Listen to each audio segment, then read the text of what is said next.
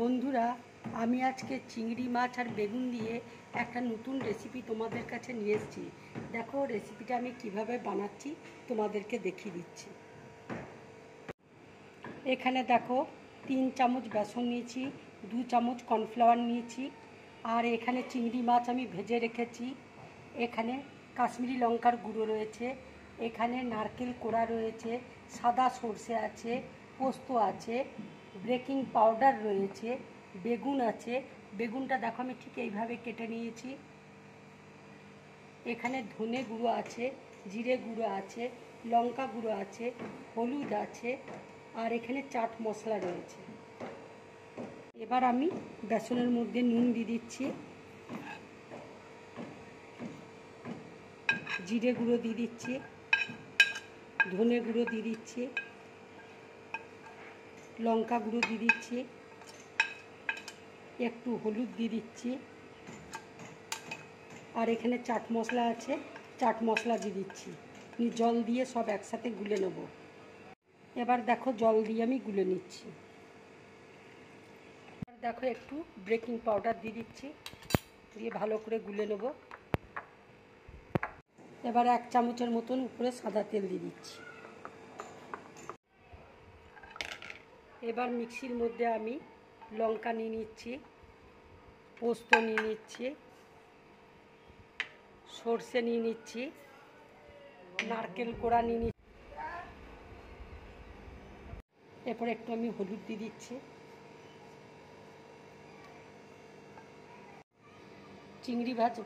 চিংড়ি মাছ ভাজার যে তেলটা আছে, এই তেলটা আমি দিয়ে দিচ্ছি এর মধ্যে। সামান্য একটু জল দিয়ে দিচ্ছি, একটু নুন দিয়ে দিচ্ছি, দিয়ে ভালো করে মিক্সিতে আমি বেটে নেব।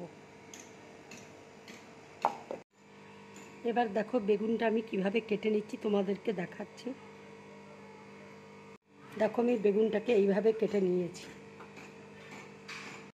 শীতকালে বেগুন খুব ভালো হয়, এটা গরমকাল তো সেরকম বেগুনটা নয়, যদিও এইভাবে তোমাদেরকে কেটে আমি দেখাচ্ছি। এবার দেখো চিংড়ি মাছের মধ্যে আমি মশলাটা মাখিয়ে নিচ্ছি। রসুন আছে, একটু রসুন বাটা দিয়ে দিচ্ছি।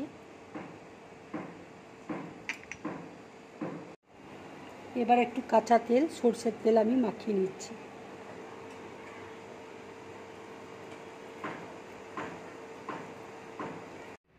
এবার দেখো বেগুনের মধ্যে আমি চিংড়ি মাছটা ভরে দিচ্ছি।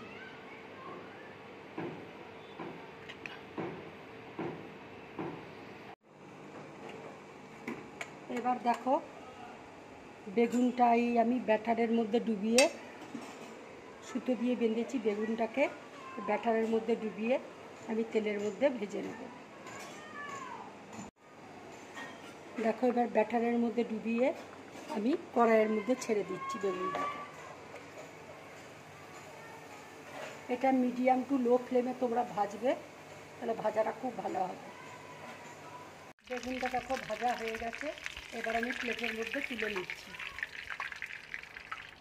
বেগুনটা দেখো ভাজা হয়ে গেছে, এবার আমি প্লেটের মধ্যে তুলে নিচ্ছি। বন্ধুরা, তোমরা এইভাবে চিংড়ি মাছ বানিয়ে খাবে, খুব ভালো লাগবে খেতে। যদি আমার এই রেসিপিটা তোমাদের ভালো লাগে তাহলে লাইক করবে, শেয়ার করবে, আর ড্রিম ব্লগ চ্যানেলটাকে সাবস্ক্রাইব করবে। নমস্কার।